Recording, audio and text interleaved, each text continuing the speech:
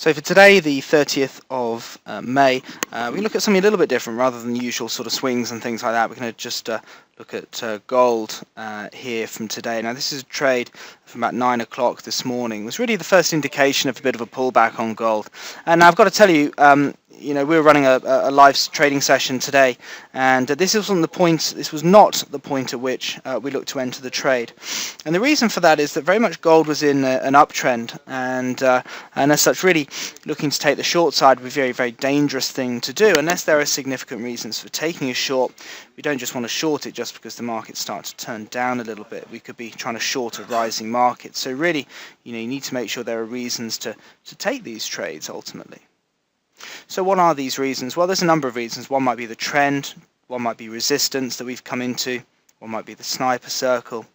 Now in this trade, none of those actual reasons were there. So why is it that we were interested in this as a potential short? Well, obviously it's run up quite a long way.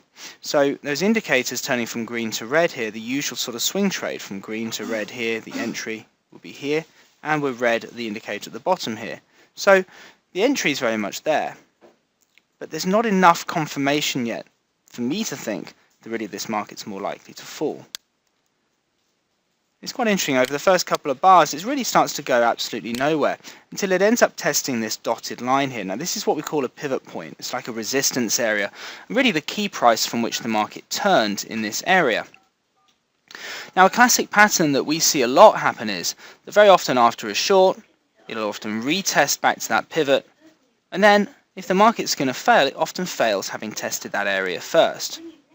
So very often if we see it spike that level and then come straight back down again, that's a good lead and a bit warning sign that this market may then start to look to come down. Now, I'm not looking to short it here. What I am looking to do is look to see it break to new lows. Essentially, what I'm really looking for is suddenly a lower high, and then a break to now what would be a lower low. So at this point, at about 10:30, I said to the guys in the live trading session, just keep an eye on this one. If we can see a break to 1404, then we can expect some further downside, and probably quite a quick movement as well. So let's see what happened. The market then starts to move down, and you're thinking, well, why didn't we short it up here? Well, it's not really a likely trade at that point. We need to see it move below 1404 first. And this is why it's bumbling around, it's not really doing it, until eventually here we can see it take out our level. So at 11:15, give or take, that's when we get into our entry. Now the stop loss is really just above when the market's just been. You could probably put a slightly lower stop loss at just above here really. So you're looking at what, 50-point risk maybe? Target wise, you can very much look down towards the bottom of the price envelope again. As the market then touches that price envelope, you should be then looking to exit out of the trade. So in this case, we're looking for around, what, 13.98, give or take. So you're looking at what? 60 points for maybe a 50-point risk.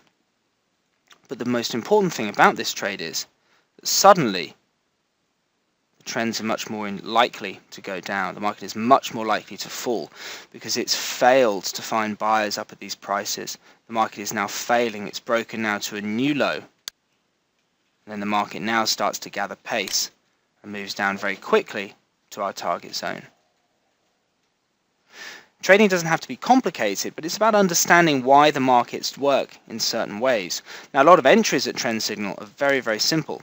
This is rather more complex, but a very, very powerful entry here that's led to an excellent exit. Even if you didn't get out here, you certainly meet your exit there. Moves down, bottom of the price envelope, and now prices have rallied back to new highs. Now, we'd very much expect that on gold anyway, but the fact of the matter is, there's money out of the short side if you know how to trade it, and that's what we're here to teach you.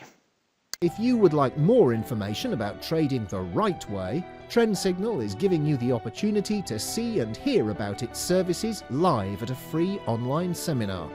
Take a look at the Trendsignal website for the latest events and to book your free place.